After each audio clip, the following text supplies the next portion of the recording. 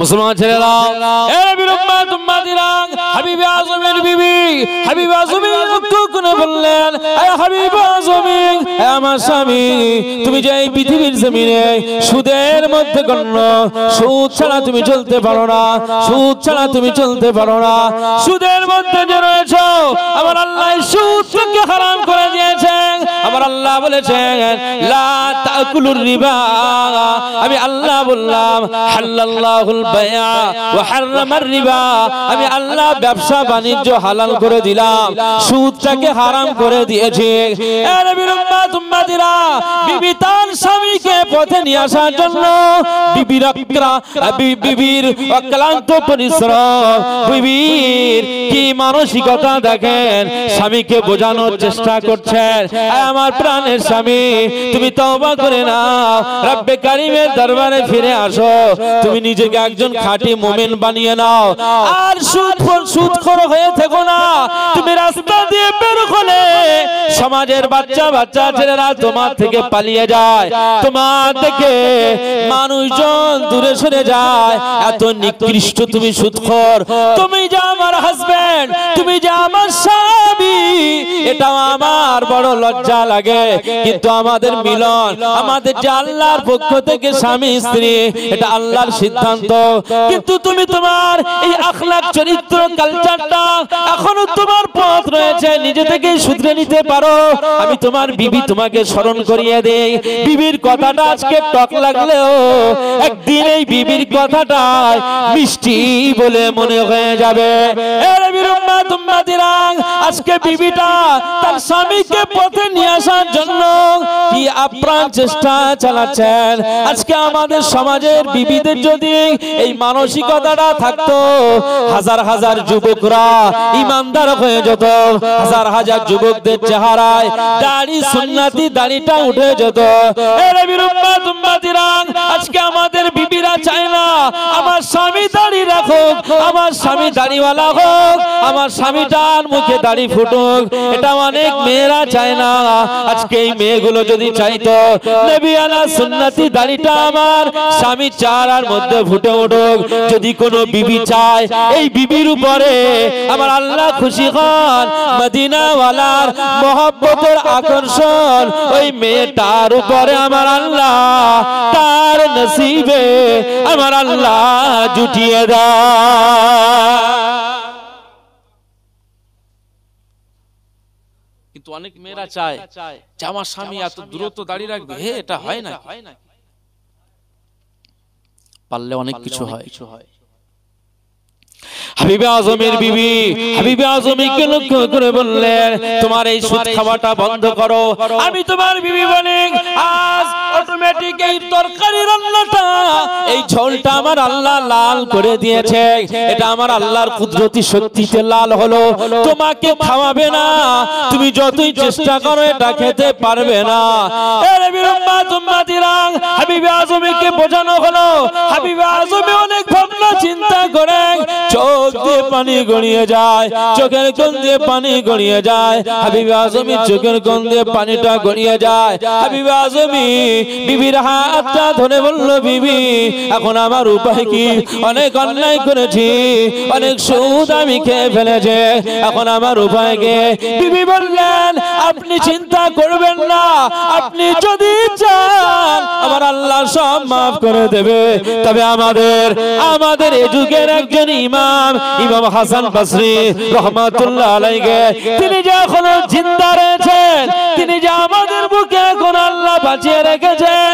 যাও, চলে যাও, ইমাম হাসান বসরি হুজুরের কাছে চলে যাও, হুজুরের কাছে গিয়ে বায়াত হয়ে যাও, তওবা করে নাও।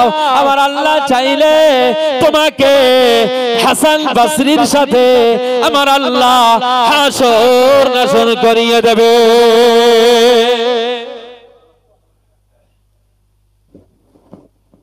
যাও, চলে যাও, ইমাম হাসান বসরি রহমাতুল্লাহ আলাইহির কাছে যাও। ইমাম হাসান বসরি রহমাতুল্লাহ আলাইহি একজন যুগ শ্রেষ্ঠ আলেম, মুহাক্কিক ইমাম ছিলেন, ইসলামিক স্কলার ছিলেন।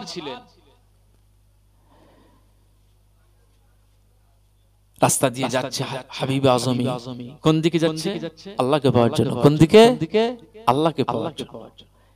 নিজের পিছনের এই সব ইতিহাস এই চ্যাপ্টার ক্লোজ করে দিয়ে এবার আখিরাতের চ্যাপ্টারে হাবিবে আজমে ঢুকতে যাচ্ছেন। একবার জোরে বলুন সুবহানাল্লাহ।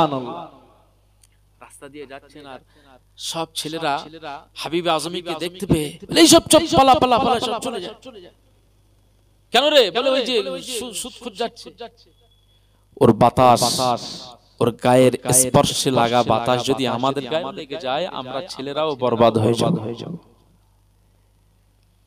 হ্যাঁ হ্যাঁ, কিতাবের ভিতরে এসেছে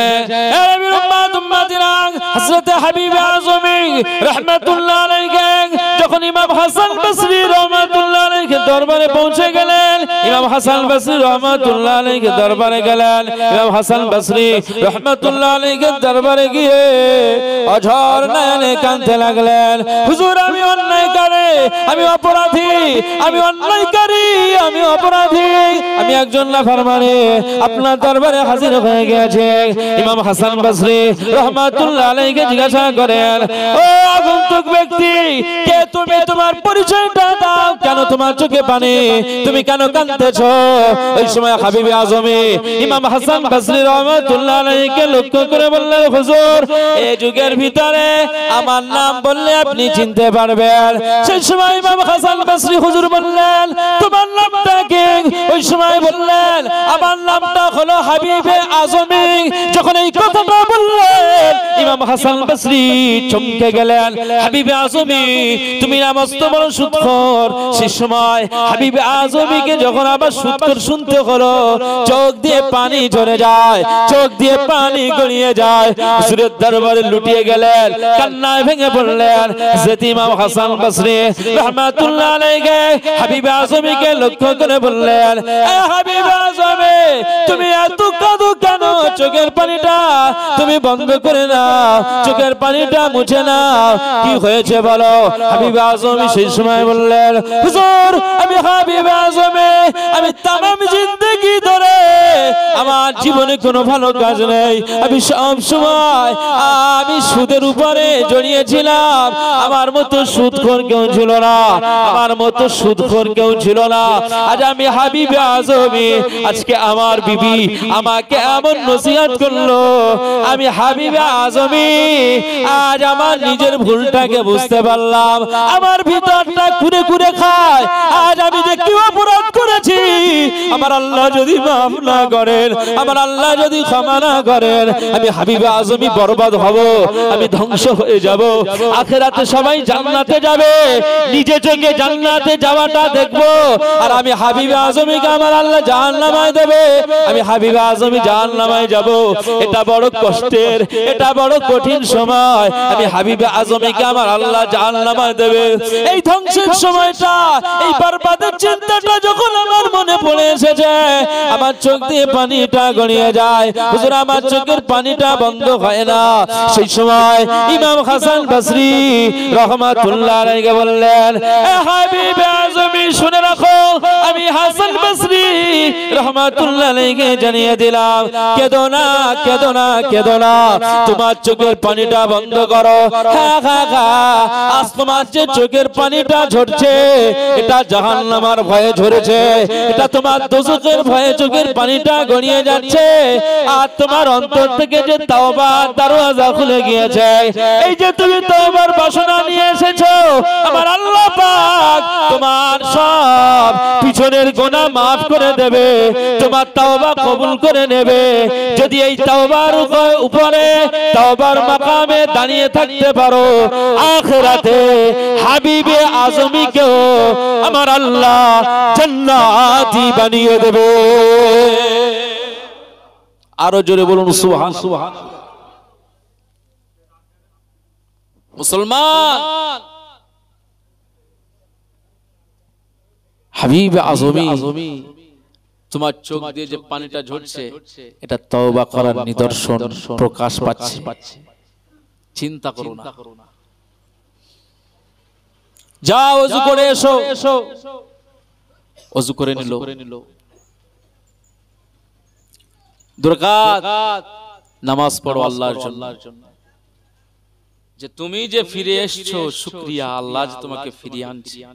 নামাজ পড়ে বায়াত করলেন, তাওবা পড়িয়ে দিলেন। হাবিবে আজমি হাসান বসরি হুজুরের ওলির দরবার থেকে সবক নিলেন, হুজুরের থেকে সবক নিলেন, শরিয়াতের নিয়ম নীতি পদ্ধতি নিলেন। মনে মনে সংকল্প করলেন, জীবনে যা হয়েছে হয়েছে, এবার একাকিত্ব জীবন, যেখানে আমি আর আমার রব্বে কারীম, আর কেউ থাকবে না। একবার জোরে বলুন সুবহানাল্লাহ।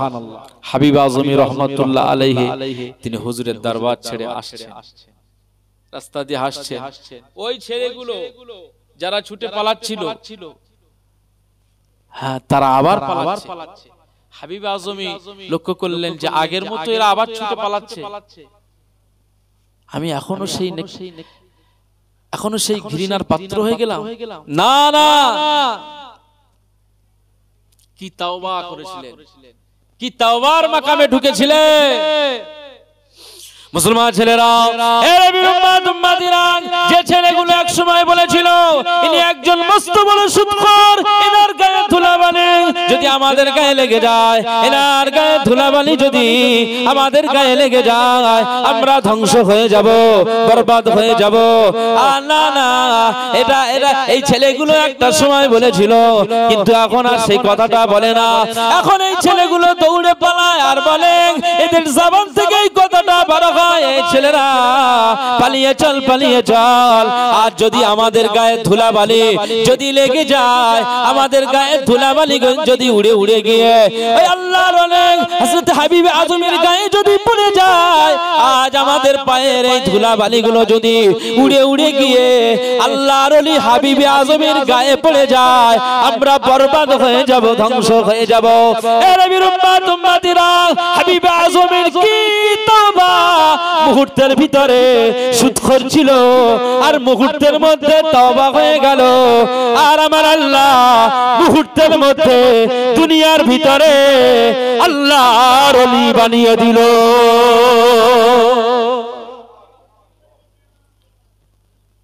আল্লাহ সব পারে, আল্লাহ সব পারে। তুমিও চাইলে পারবে, তোমার দ্বারাও সম্ভব। আমি জাস্ট আত্তাইবুন, তওবাকারী হতে হবে। আপনি মনে করছেন আমার কোনো ভুল নেই, ভালো করে আপনি চিন্তা করবেন, অনেক ভুল আছে। যেটা ঠিক বলছেন ওর মধ্যেই ভুল, যেটাই ঠিক বলছেন ওর মধ্যেই ভুল। এর জন্য তওবা করতে হবে। রাসূলুল্লাহ বলছেন যে তোমরা প্রত্যেক দিন তওবা করবে, ইস্তিগফার করবে। আবারও সেই আয়াতে কারিমাটা জানিয়ে দিলাম, স্মরণ করিয়ে দিলাম। আত্তাইবুন, ঈমানদারেরা তওবাকারী হবে। আল আবিদুন, ঈমানদারেরা ইবাদতকারী হবে। আল হামিদুন, ঈমানদারেরা প্রশংসাকারী হবে। আস-সাইহুন, ঈমানদারেরা তারা রোজাদার হবে।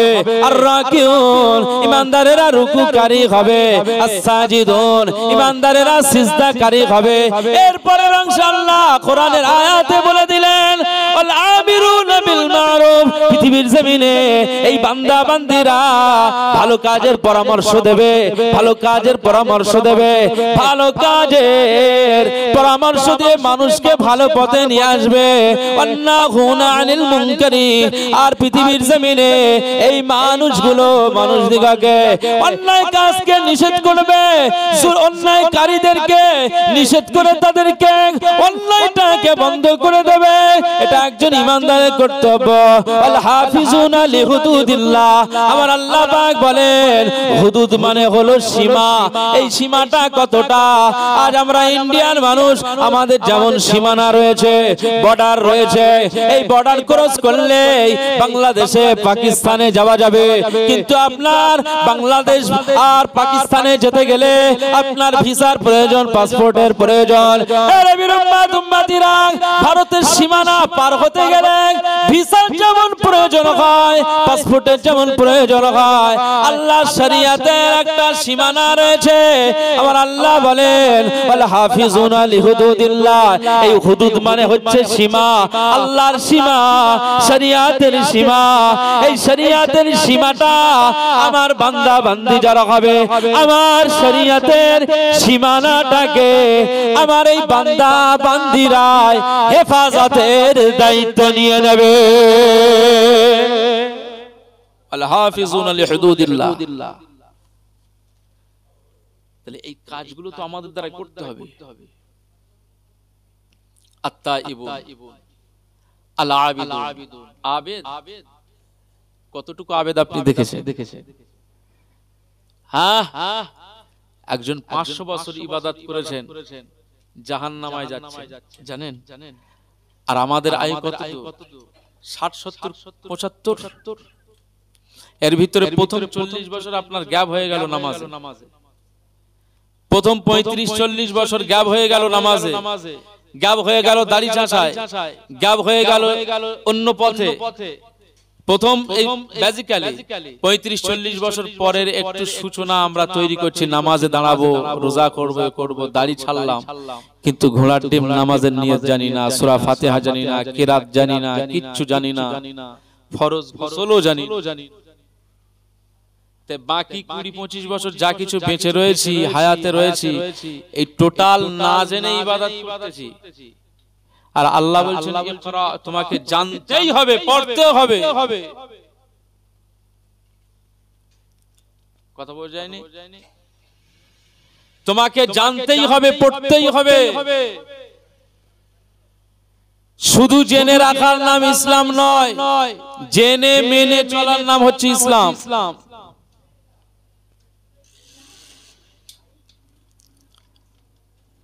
ওযু আমরা করি, ওযুর ফরজ শর্তগুলো জানতে হবে না? নামাজ আমরা পড়ি, নামাজের যে শর্তগুলো আছে, শারায়েতগুলো আছে, আমাদের জানতে হবে তো নাকি? প্রেয়ার হচ্ছে আল্লাহর জন্য। একটু হুজুর আসছেন, তাকবীর দেন, নারে তাকবীর। আল্লাহ